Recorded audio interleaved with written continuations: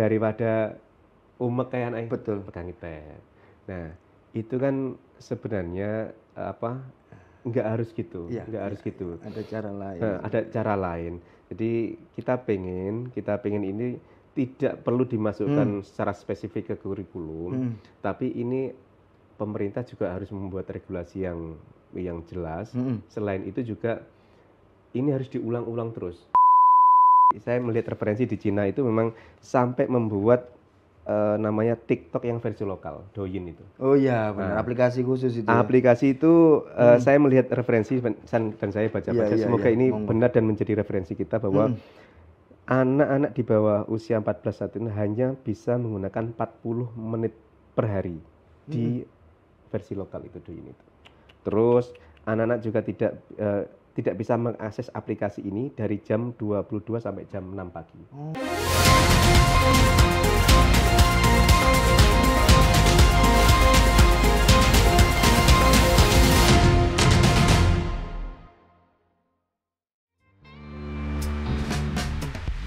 Dengan dedikasi yang konsisten terhadap dunia kemanusiaan, pendidikan, dan kebijakan publik, Jairi Irawan adalah sosok yang menorehkan jejak kepemimpinan sejak usia muda. Lulusan Sarjana Humaniora Fakultas Ilmu Budaya Universitas Airlangga Surabaya tahun 2010 ini, melanjutkan pendidikannya hingga meraih gelar Magister Kebijakan Publik dari fakultas yang sama pada tahun 2023. Perjalanan karirnya dimulai sebagai Ketua Harian CRCS Surabaya pada tahun 2009 hingga 2011. Ia kemudian mengabdi sebagai pengajar di Kapuas Hulu, Kalimantan Barat pada tahun 2011, sebuah langkah nyata dalam mewujudkan pemerataan pendidikan. Tak berhenti di situ, Jairi terlibat aktif dalam berbagai program kepemudaan dan sosial, diantaranya sebagai Koordinator Program Pemuda WIDI tahun 2012, serta menjabat sebagai tenaga ahli Menteri Sosial Republik Indonesia dari tahun 2014 hingga 2018. Keterlibatannya dalam pengembangan desa dan ekonomi masyarakat pun tampak melalui kiprahnya sebagai tim ahli klinik BUMDes Jawa Timur sejak 2019 hingga 2024. Pada tahun 2024, dedikasinya terhadap pelayanan publik membawanya menduduki posisi sebagai anggota DPRD Provinsi Jawa Timur untuk periode 2024-2029. Dalam bidang organisasi, Jairi dikenal sebagai pemimpin yang aktif dan visioner. Ia pernah menjabat sebagai Kepala Divisi Pembinaan Anak Jalanan UKMKI, Ketua Himpunan Mahasiswa Sastra Indonesia, hingga Ketua Bidang Humas Dewan Legislatif Mahasiswa UNAIR. Komitmennya terhadap nilai-nilai kebangsaan dan pengabdian masyarakat juga tercermin dari perannya sebagai Sekretaris WIDI, serta Wakil Sekretaris PP 4 DPD Partai Golkar Jawa Timur untuk periode 2020-2025. Jairi Irawan adalah representasi generasi pemimpin muda Indonesia yang berpikir kritis, bergerak inklusif, dan berkomitmen tinggi dalam mewujudkan perubahan yang nyata bagi masyarakat.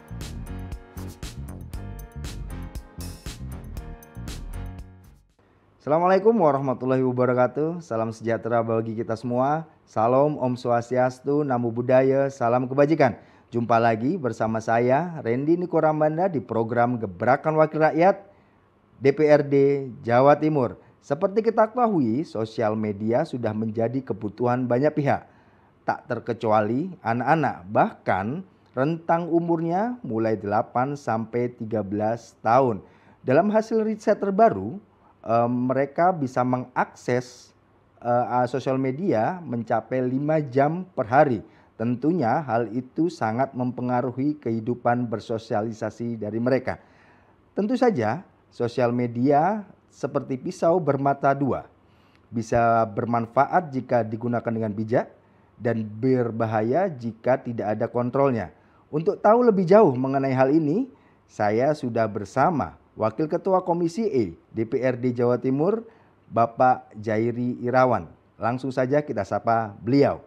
Selamat sore, Bang. Selamat sore, Mas Randy. Baik, Bang. Bang Jairi, bagaimana pandangan Abang mengenai urgensi pembatasan media sosial untuk anak-anak ini? Bagaimana, Pak? Saat ini memang kita tidak bisa terlepas dari yang namanya gadget dan media sosial ya. Yeah. Ibarat kata itu media sosial atau gadgetnya itu sudah seperti saudara atau anggota keluarga lah dalam rumah itu. Yeah. Karena memang selain berinteraksi dengan orang tua, Betul. kita paling banyak berinteraksi dengan gadget dan media sosialnya. Yeah. Nah, kita lihat memang kita melihat kemarin rilisnya BKKBN itu, anak-anak itu menghabiskan 7,8 jam itu bermain gadget. Nah, sedangkan luar biasa ya. berinteraksi dengan orang tua, dengan keluarga itu hanya 30 menit. Bisa dibandingkan kan? Di rumah itu ya, banget, di jauh rumah. berkurang ya itu. Nah, berarti gini, kalau seumpama di sekolah itu 8 jam, 9 jam, terus bermain gadget dan sebagainya itu 7,8 jam, berarti kan sudah hampir 15,8 jam itu tidak bertemu orang tua, tidak berinteraksi dengan orang tua. Dibandingkan 30 menit, jadi kan itu semacam ini ya, agak jauh. Berarti anak itu masih nyaman dengan orang di sana, dibandingkan dengan orang yang ada di sekitar kita. Orang terdekatnya padahal ya. Ya betul. Nah, bahwa ada game juga bahwa tempat yang paling rame di rumah itu ya bukan di depan TV, bukan di warung di meja makan. Tempat yang paling rame itu ya di kamar. Karena apa? Karena walaupun kamar itu dianggap sunyi, tapi kan HP itu rame. Rame sekali kan? Iya, kesannya bahwa mereka sudah punya dunia sendiri ya. Punya dunia sendiri. Iya, di virtual gitu. Walaupun dianggap kamar itu sepi, terus orang larinya ke kamar, tapi paling rame ya di kamar itu. Bisa jadi YouTube dibuka, WhatsApp dibuka, TikTok dibuka, belum lagi yang lain, atau lagi ibu Lazadanya dibuka, atau Shopee-nya dibuka lah. Jadi kan semua itu kita terhubung dengan orang luar dan begitu ramenya. Nah, sehingga dan ini ada sisi-sisi negatif yang memang harus dibatasi, secara karena memang anak-anak kita ini kan yang seharusnya mereka sudah melatih kognitifnya, melatih nalarnya, terus melatih afektifnya, melatih perasaannya, tiba-tiba harus mendapatkan beberapa berbagai pengaruh sehingga kognitif dan afektifnya itu agak terlewati juga, terlewati situ ya. Jadi saya ada harapan untuk anak-anak kita itu memang perlu dibatasi secara baik waktu ataupun aksesnya untuk media sosial gitu. Apakah isu mengenai bahayanya sosial media untuk anak-anak ini sudah dibahas di lingkungan DPRD Jatim, Bang? Dan responnya seperti apa? Kita kemarin kita kan sedang menyusun tentang Perda Pelindungan Anak dan Perempuan. Salah satunya kita masukkan di situ adalah ruang-ruang digital yang memang bisa diakses. Itu apalagi kita melihat beberapa kasus itu ada yang anak, mohon maaf ya, bunuh diri karena memang dilarang megang HP. Terus ada anak yang menusuk orang tua karena memang diroyok lah bahasanya, diambil sehingga berani melawan orang tua dan sebagainya. Ini kan sebenarnya kasus-kasus seperti itu yang menguatkan kita agar ruang-ruang ini, kalaupun nantinya itu memang ada pelarangan, berarti ini harus dirumuskan betul oleh pemerintah. Dirumuskan betul. Bukan artinya kita memberikan menutup ruang kreasi, terus menutup kemerdekaan orang bersosial media, tetapi kita harus memikir jarak jauh, jangka panjang, bahwa kita bermedia sosial itu masih ada kok. Seumpama kita dibatasi 18 tahun, dia berumur sampai 60-70, berarti kan ada jangka waktu 18 tahun sampai 70 tahun itu masih bisa menikmati akses itu. Tidak harus dipaksa ketika anak-anak harus mengakses. Tapi memang ada sisi positifnya ketika kita kalau bijak menggunakan itu. Banyak teman-teman saya yang punya anak balita itu pinter bahasa Inggris. Ya betul. Bahasa Arab juga banyak. Bahasa Arab juga banyak. Benar. Ngaji juga banyak. Ngaji banyak banget. Itu berawal dari YouTube. Betul. Itu positifnya dan itu memang nggak semua keluarga menyadari hal itu. Artinya di sini peran keluarga, peran orang tua sangat sentral banget untuk bisa mengingatkan ya, benar. Tontonannya harus ini, tontonannya harus begini gitu kali ya, Bang. Iya benar. Ini ada data lagi Mas yang saya ambil dari Komdigi itu memang dari tahun 2023 itu berdasarkan kajian UNICEF itu ada 13,4% anak punya akun yang dirahasiakan oleh orang tua. Apa sudah itu kan? Iya. Sedangkan sebesar 32,1% itu anak membagikan informasi pribadinya di media sosial. Apalagi sekarang ada AI dan sebagainya. Iya. kan kita nggak ngerti Benar, apakah benar. yang di AI kan itu benar anak kita, Betul. benar Kadang saudara lebih kita. menyerupai AI daripada anak kita Nah, gitu kayaknya. itu Lebih yang manusia ya. Betul, dengan betul. adanya fakta-fakta ini memang kita harus mengarah dan harus serius memikirkan masa depan anak-anak kita. Oke. Kalau menurut Bang Jairi, hmm. perlu nggak di kemudian hari, Hmm. nggak perlu cepet, ada kurikulum khusus untuk anak-anak ini Hmm. soal literasi Digital. digital ataupun supaya membatasi mereka lah. Mereka juga melek bahwa yang boleh itu ini. Perlu nggak begitu itu untuk di Sebenarnya nggak, bukan hanya masuk ke kurikulum sebenarnya. Oke. Ini kan tugas kita semua. Hmm. Contohnya gini, kita akan lihat data lagi lah, kembalikan lihat bahwa sekitar 87% itu anak-anak di Indonesia sudah dikenalkan media sosial sebelum menginjak 13 tahun. Dan 92% anak-anak dari rumah tangga berpenghasilan rendah itu anak yang lebih Iya, banyak iya, mengakses iya. media sosial. Betul. Saya kadang melihat kadang orang tua daripada anaknya rewel langsung dicekel di tab, dipegang di tab. Ya sih, ya Contoh sih. kita kalau Banyak kalau itu. Mas Randy Iya. pergi ke tempat makan ya, Bener. pergi ke tempat Saya makan sendiri. daripada umek kayak anaknya Betul. pegang di tab. Nah itu kan sebenarnya nggak harus gitu, Iya, nggak harus gitu. Ada cara lain. Nah, ada cara lain. Jadi kita pengen ini tidak perlu dimasukkan secara spesifik ke kurikulum, tapi ini pemerintah juga harus membuat regulasi yang jelas. Selain itu juga ini harus diulang-ulang terus. Ketika kita mungkin bupati, terus wali kota, terus DPRD, ketika sosialisasi ke masyarakat, bertemu ke masyarakat, harus diingatkan terus-menerus. Oh, jadi tidak perlu sampai ke kurikulum ya? Enggak sampai karena kurikulum kita itu sudah banyak yang menitipkan, Mas. Ya. Lingkungan hidup menitipkan Iya, kurikulumnya, anti korupsi masuk di kurikulumnya. Oh, Jadi iya, benar.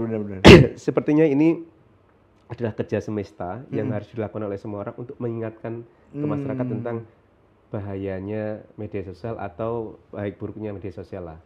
Itu harus diterangkan terus-menerus kepada Baik. masyarakat. Kalau kemudian itu dititipkan umpamanya ke satu OPD misalnya Dinas Pendidikan, itu untuk edukasi sosialisasi kayak gitu menurut Bang Jerry kayak gimana? Kalau itu Nggak harus masuk ke kurikulum kan? bisa-bisa saja kan karena banyak sekolah kita, satuan pendidikan kita yang juga menggunakan perangkat-perangkat digital. Ya, Tapi sekali lagi seberapa jauh seorang guru, seorang kepala sekolah itu bisa mengawasi apakah anak didiknya benar-benar menggunakan media sosial yang bijak atau enggak, menggunakan akun pribadinya atau enggak. Ya saya berpikir bahwa kalau di sekolah sepanjang menggunakan perangkat sekolah berarti akunnya akun milik sekolah. Iya. Nah, akun milik sekolah. Jadi yang diakses adalah resmi yang milik sekolah. Jadi kemarin kita lihat contohnya di GBK itu ada pengeras suara yang mengeluarkan suara yang dalam tanda itu kan sebenarnya itu miliknya publik, Ya. tapi dimanfaatkan oleh pribadi. Ya mungkin dia tidak sadar, Betul. mungkin dia tidak sengaja, atau lalai gitu atau lalai lah. Iya. Dan itu makanya kalau di sekolah menggunakan perangkat sekolah juga harus menggunakan akun milik sekolah. Jangan sampai akun yang milik pribadi. Itu masuk dalam pembatasan-pembatasan yang harus di rule-nya gitu. Role-nya juga harus seperti itu. Itu salah satunya lah. Mungkin akan banyak lah kalau memang kita masuk ke sana. Tapi kalau kita ngomong digital atau sosial media itu kan open source, sangat-sangat terbuka. Nah, di sini ada perlu peran siapa sih, atau orang tua, peran kalau orang tua di sekolah itu berarti guru, kalau umpamanya di ngaji ya berarti guru ngajinya, atau kayak gimana? Semua kayak gimana Bang menurut Bang? Kalau kita melihat referensi dari beberapa negara ya memang ini peran pemerintah juga, peran-peran kita yang di legislatif maupun di eksekutif ini harus membuat aturan yang jelas dan harus saklek memang, harus saklek. Contohnya ya saya melihat referensi di Cina itu memang sampai membuat namanya TikTok yang versi lokal, Douyin itu. Oh iya, benar. Aplikasi khusus itu. Aplikasi itu saya melihat referensi dan saya baca-baca. Semoga ini benar dan menjadi referensi kita bahwa anak-anak di bawah usia 14 saat ini hanya bisa menggunakan 40 menit per hari di versi lokal itu Douyin itu. Terus anak-anak juga tidak bisa mengakses aplikasi ini dari jam 22 sampai jam 6 pagi. Nah, kenapa kok Cina itu? Karena memang kalau sudah TikTok yang versi internasional itu ini bahasanya kita lihat di referensi Cina itu pemerintah sendiri sudah nggak bisa mengontrol itu. Iya, berbagai macam negara, berbagai macam budaya yang bisa masuk ke sana. Makanya salah satu yang dilakukan oleh pemerintah Cina di sana adalah membuat akun TikTok versi lokal yang di situ isinya tentang sejarah, tentang budaya Cina. Ya semacam itulah, semacam aplikasi yang pembelajaran lah, bukan media sosial sebenarnya. Tapi memang itu juga perlu dilakukan oleh pemerintah kita. Terus di Australia juga sudah mulai pembatasan. Kita lihat juga di beberapa di Jerman itu anak antar 13 sampai 16 tahun baru boleh memiliki akun media sosial. Contoh lagi, di Norwegia juga sama. Mereka juga ketat karena menurut versi mereka itu, survei mereka bahwa sudah 58% itu anak usia 10 tahun sudah memiliki akun. Jadi mereka membatasi bahwa yang boleh memiliki akun adalah umur 13. Dan sekarang ditarik ke atas lagi 15 tahun baru boleh memiliki akun media sosial. Nah, ini perlu kita duduk bersama. Ini jangan berpikir dulu ini nantinya akan mengurangi kebebasan ekspresi, terus berpikir tentang investasi yang masuk ke Indonesia, tapi kita harus berpikir benar-benar membatasi yang menjadi penerus kita itu ya anak-anak yang usia 10 tahun, 15 tahun ini yang itu kita pikirkan lebih depan. Jadi pemerintah, kita berharap kita bisa duduk bersama lagi, walaupun kita sudah punya peraturan pemerintah 17 tahun 2025 itu tentang ruang-ruang digital, tapi memang nanti kita harus cek kembali lah, karena masih ada pasal-pasal yang memang itu bisa digunakan oleh orang lain untuk membuat yang lebih lah di media sosial. Baik, Bang Jairi, ini tadi kan Bang Jairi mau membahas mengenai dua hal tadi kan, mengajarkan untuk menggunakan sosial media dengan bijak dan memberi contoh. Ada beberapa negara yang sudah melakukan pembatasan. Sebenarnya efektif mana antara mengajarkan anak-anak itu menggunakan sosmed dengan bijak atau langsung tegas mengatur mereka, atau malah dua-duanya? Kayak gimana, Pak? Itu peraturan itu tidak bisa ini, Mas, tidak bisa dipisah dengan kebiasaan. Jadi kalau kita saklek ke aturan, tapi nantinya tidak ada akhirnya semacam orang aku dibatasi peraturan. Selain peraturan, memang harus ada penyadaran-penyadaran, harus ada penyadaran, dan itu harus memang berulang-ulang. Nggak bisa disendirikan, harus bijak menggunakan media sosial. Bijak menggunakan media sosial pun, kalau di ruang-ruang pribadi siapa yang mengontrol? Kan nggak bisa ngontrol juga kan. Nah, makanya di ruang-ruang yang tidak bisa ngontrol itulah aturan ini masuk. Nah, aturan ini akan masuk, bisa menjadi tambal sulamnya antara aturan dan namanya pendampingan atau apa itu yang bisa saling melengkapi. Baik, kalau artinya kalau perlu ada komunikasi yang intens antara orang terdekatnya, dalam hal ini orang tua ya, ke anak-anak ya, supaya mereka juga memberi pendidikan mengenai digital ini, tentang bagaimana bahayanya. Nah, apakah itu bisa yang diatur itu orang tuanya, bukan anaknya, atau kayak gimana, Bang, nanti? Kita sambil berjalan, dan saya ada beberapa contoh lah dengan banyak teman-teman saya yang seangkatan saya ini yang sudah mulai melek dengan digital. Itu mencoba untuk memberikan aturan kepada putra-putrinya. Anaknya. Semacam sehari hanya boleh mengakses 30 menit. Terus ketika hari libur bisa mengakses 1 jam. Sebenarnya anak-anak itu kalau memang diajak bicara sejak dini, sejak kecil itu, diajak kesepakatan itu bisa. Bahkan ada satu teman juga itu yang anaknya itu kalau sudah 30 menit selesai. Udah ada yang sudah teratur gitu ya? Sudah 30 menit. Iya sih. Bu, nanti kira-kira sampai jam berapa? Oke, nanti dari jam jarum panjang 12, nanti jarum panjang di angka 6 selesai ya? Iya, benar. Itu dia akan selalu lihat jam. Iya, benar. Kalau sudah selesai. Dan sebenarnya itu juga melatih kedisiplinan anak. Bahwa sepakat sih. Ada sesuatu hal yang itu boleh dilakukan dan tidak boleh dilakukan. Dan itu sekali lagi, tidak semua orang tua punya waktu untuk itu. Nah, tidak semua orang tua punya pemahaman seperti itu. Akhirnya nanti peraturan itulah yang akan menambal-nambal itu. Kalau menurut Bang Jairi, sedikit menarik mengenai pola asuh dan parenting tadi ya. Sebenarnya menurut Bang Jairi, pola asuh yang seperti apa yang ideal Untuk hal itu kayak gimana ya? Saya harus ngutip ini. Heeh. Sayyidina Ali itu, ini pembelajaran kita tahu sama Iya, belajar iya, ya, iya, bukan iya. saya mengajari Iya, ya, iya, iya. bukan kita mengajari ya. Nggih. Sayyidina Ali itu punya 3 tahapan. Kalau anak 0 sampai 7 tahun itu perlakukan anakmu itu seperti raja. Oke. Di seperti raja itu memang ketika anak saya pengen es atau pengen jajan lah, jangan es lah. Saya pengen jajan, orang tua juga harus bisa itu memberikan. Terus saya pengen ke sini, orang tua memperlakukan itu seperti raja itu. Karena apa? Agar anak ini nanti ketika dewasa itu menggantungkan segala sesuatunya ke orang tua, bukan ke orang lain. Ada sesuatunya itu. Iya, iya, iya. Nah, jadi ketika punya kesulitan apapun, larinya ke orang tua, Betul. bukan ke orang lain. Iya, Nah, iya. terus umur 8 tahun sampai 15 tahun itu, kalau nggak salah itu perlakuan anakmu itu seperti tawanan. Di sana diajari kewajibannya anak-anak, terus sholatnya ditata dan sebagainya, terus kewajiban-kewajiban rumah tangga ditata benar. Makanya ada anak yang umur 18 sampai 15 tahun benci banget sama orang tua. Karena apa? Diketati, harus diketati. Ini untuk melatih ketika nanti setelah dewasa itu dia punya aturan-aturan yang memang sudah terlatih sejak awal. Dan disiplin tadi jadinya Disiplin ya. itu. Betul, Nah, betul. kalau sudah 15 tahun ke atas, jadikan putra-putrimu seperti teman.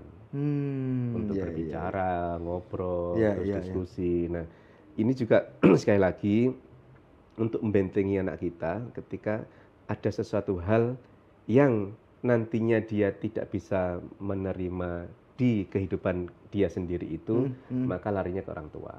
Atau ketika dia sudah masa-masa kuliah, berarti curhatnya bukan curhat dengan orang lain, Iya. curhatnya dengan orang tua. Karena Betul. apa? Sudah merasa orang tua sebagai temannya. Nah, 3 hal itu sebenarnya yang ideal menurut Sayyidina Ali ya, Iya, iya. ideal itu. Iya. Makanya ada beberapa hal ya memang ketika anak balita itu yang diajarkan ya kognitifnya diajarkan, Oke. numeriknya Oke, diajarkan, membacanya diajarkan. Setelah agak dewasa dikit, afektifnya, perasaannya diajarkan. Nah, jangan lupa lagi psikomotoriknya, fisiknya, olahraganya. Sekali lagi, makanya ada di WHO itu kalau bisa untuk ukuran anak-anak itu 1 jam sehari maksimal lihat HP itu 1 jam. Maksimal ya, Maksimal 1 jam ya. WHO itu ya. Agar nanti mungkin dia mencari kognitifnya di media sosial, Oke. di YouTube-nya. Tapi kan dia harus afektifnya itu nggak bisa.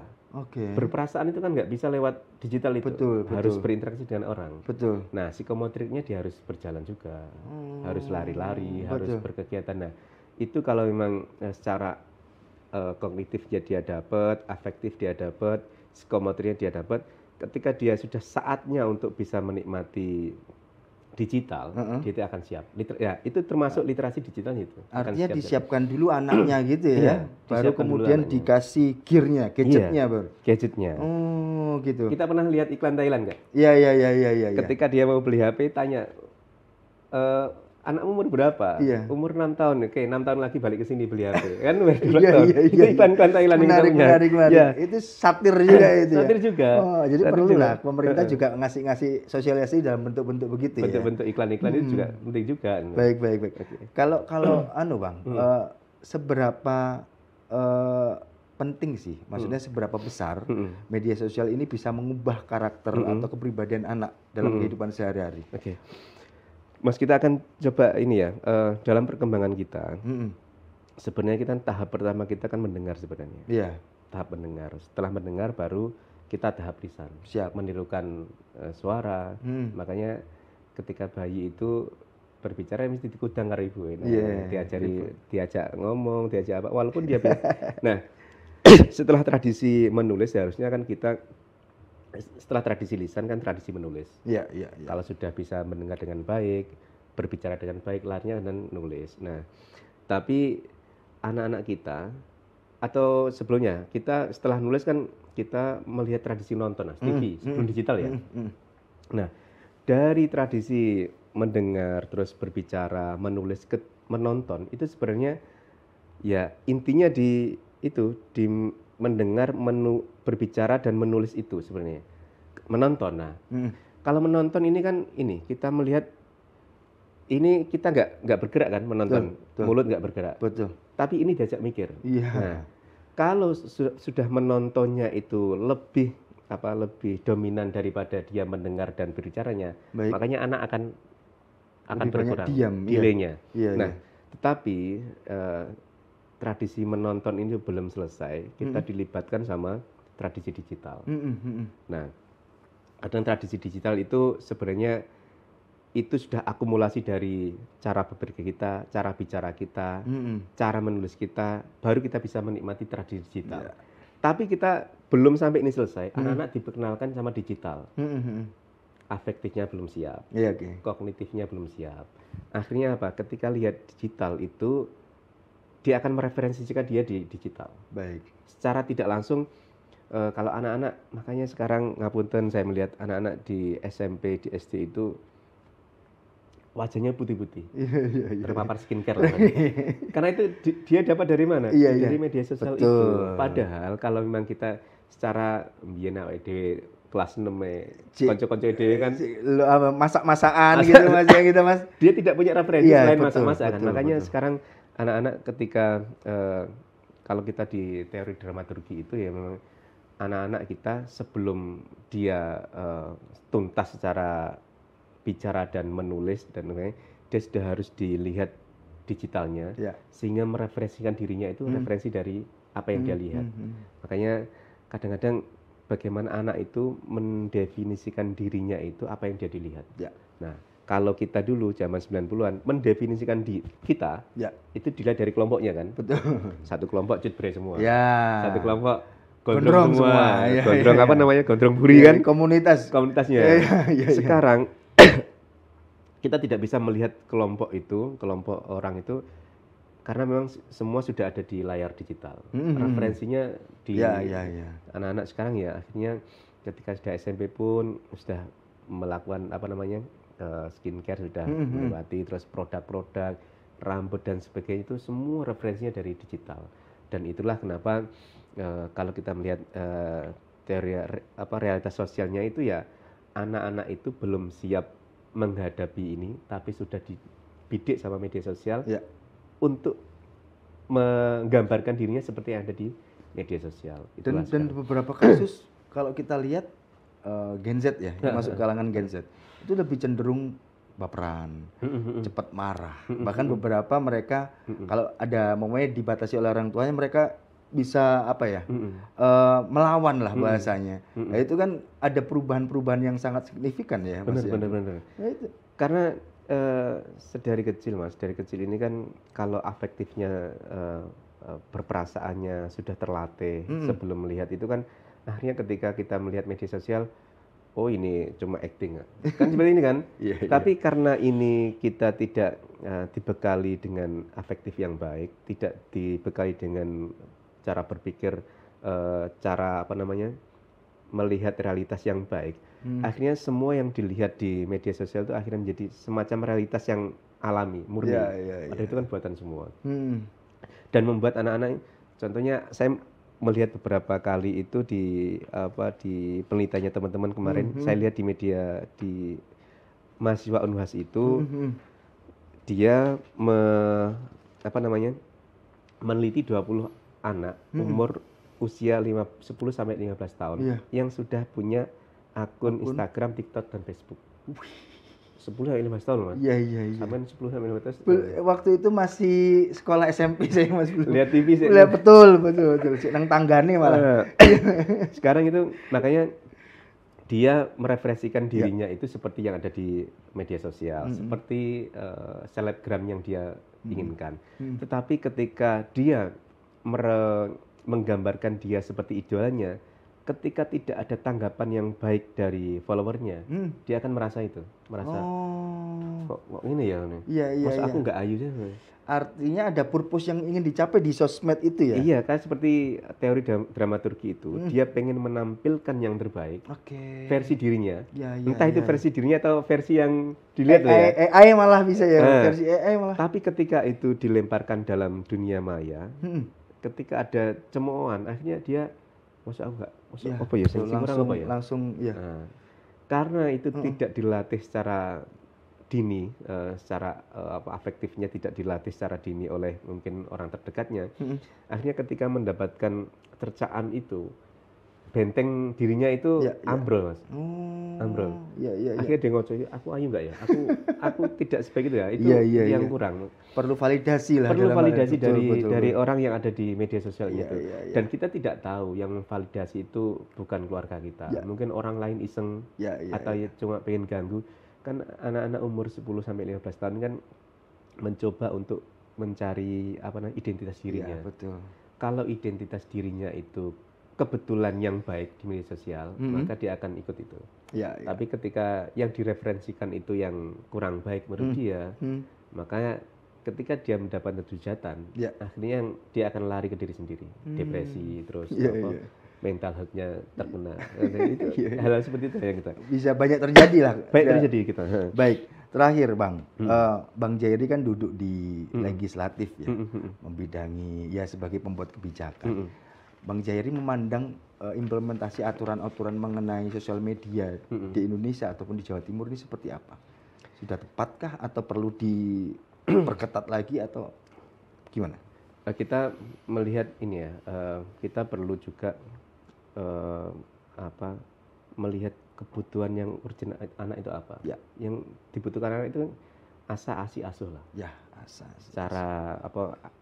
Cara kasih sayang orang tua, pendidikan dari yang dia miliki, terus nanti kedekatan dengan orang tua dan sebagainya, dan kebutuhan fisiknya yang dia itu sebenarnya yang dipenuhi dulu. Jangan kita lari ke yang lain. Nah, kami juga risih sebenarnya gini. Risihnya itu dan juga prihatin. Ternyata aturan-aturan yang ada yang kita miliki itu masih banyak celah. Masih banyak celah sehingga semacam pasal karet lah sebenarnya. Pasal karet yang ini aturannya bisa ini kok. Bisa ini. Contoh sekali lagi saya akan singgung ada beberapa yang peraturan pemerintah contohnya monggo. Peraturan Menteri Nomor 7 Tahun 2025 tentang tata kelola penyelenggaraan sistem elektronik dalam perlindungan anak. Pasal 1. Anak yang menggunakan atau mengakses produk itu selanjutnya disebut anak adalah orang yang belum berusia 18 tahun. Bang. Kalau 17 tahun masih anak. Masih anak. Tapi kita menganggap ini masih remaja yang masih banyak. Sebenarnya kalau itu dianggap anak-anak ya di masa kita sudah terlalu besar lah. Betul. Sehingga kita menyebut anak-anak ya sekolah SD itu. Balita lah atau SD. SMP, SMA sudah remaja bahasa. Dan istilah itu memang istilah yang masih di atas kertas ya anak. Tapi kalau di bawah kan remaja, beda. Beda. Di pasal 20.2 contohnya, itu ada pengelompokan rentang usia anak. A itu usia 3 sampai 5 tahun. B 6 sampai 9, C 10 sampai 12 dan D 13 sampai 15 dan yang terakhir 16 sampai sebelum berusia 18 tahun. Nah, sedangkan pasal 21 itu poin A, anak berusia di bawah 13 tahun sebagaimana dimaksud pasal di atasnya itu dapat memiliki akun pada produk, layanan dan fitur yang secara khusus dirancang untuk digunakan atau diakses oleh anak dan memiliki profil risiko rendah dengan persetujuan orang tua. 3 tahun ya Mas, sudah punya akun. Diperbolehkan asal orang tua. Ini kan kita ini ya harus FGD benar dengan pakar anak, dengan pakar telkom lah, asal telekomunikasi atau apalah. Pakar-pakar kita ngumpul memang kita harus punya batasan yang jelas karena memang ini bersentuhan dengan masa depan anak-anak. Jadi ketika nantinya contoh kalau yang di beberapa negara itu 13 tahun baru boleh memiliki akun, maka kita juga harus konsisten lah ke sana. Mumpung belum kejadian seperti yang ada di Amerika, ada di Australia kan, mereka mengasihnya lebih dari kita. Nah, kalau saklek pun itu nantinya tidak mengurangi anak-anak juga kan sebenarnya anak-anak kan bisa mengakses dari akunnya orang tua sebenarnya betul. Akun orang tua atau akun sekolah. Jadi kan sebenarnya ini tidak mengurangi hak anak untuk mengakses media sosial. Tapi secara aturan memang harus kalau aturan harus saklek, harus benar-benar saklek sehingga walaupun sekarang dirasa pahit oleh anak-anak, tapi mereka setelah umur 18 tahun. Dewasa itu malah dirasakan manfaatnya, betul ya. Terserahlah kamu membuat akun berapa, atau punya akun berapa, punya media sosial berapa, itu terserah. Karena memang apa? Karena mungkin saja atau rasa-rasanya dia selama usia sekolah sampai 18 tahun ini sudah mendapatkan berbagai macam referensi, baik buruk, referensi kalau bahasa Islam halal haram dan sebagainya lah. Sehingga ketika dia 18 tahun itu sudah bisa menentukan bahwa oh ini yang bisa saya akses, ini boleh saya akses, saya harus punya akun seperti apa dan saya harus mengikuti akun apa. Itu kalau sudah dewasa kan dia secara mandiri bisa menentukan dirinya sendiri. Nah, kalau di bawah itu orang tua yang harus terlibat jauh, terlibat penuh untuk mengakses atau membatasi akses anak-anak sampai benar-benar dia siap secara umur maupun secara mental. Baik. Bang, sebelum saya tutup, saya mau izin Bang Jairi untuk memberikan saran, harapan kepada orang tua ataupun pihak-pihak yang terlibat untuk menyelamatkan generasi kita mendatang. Gimana Bang? Monggo silakan. Sesama orang tua muda, saat ini saya juga masih orang tua muda, kita harus memikirkan betul anak-anak kita, apa yang dia akses, apa yang dia lihat di media sosial yang ada di sekitar kita. Tidak penting seberapa lama, seberapa pendek dia melihat akun media sosialnya, tapi yang lebih penting adalah dengan siapa dia mengakses media sosial itu. Kalau dia mengaksesnya dengan orang tua, insya Allah baik-baik saja. Aman.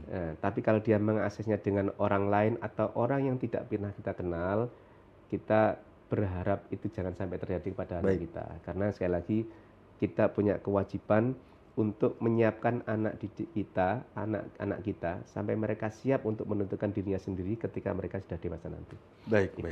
Baik Tribuners, itu tadi bincang santai saya bersama Wakil Ketua Komisi E DPRD Jatim Bang Jairi Irawan. Semoga bisa diambil manfaatnya. Saya Reni Kuramanda, pamit. Assalamualaikum warahmatullahi wabarakatuh.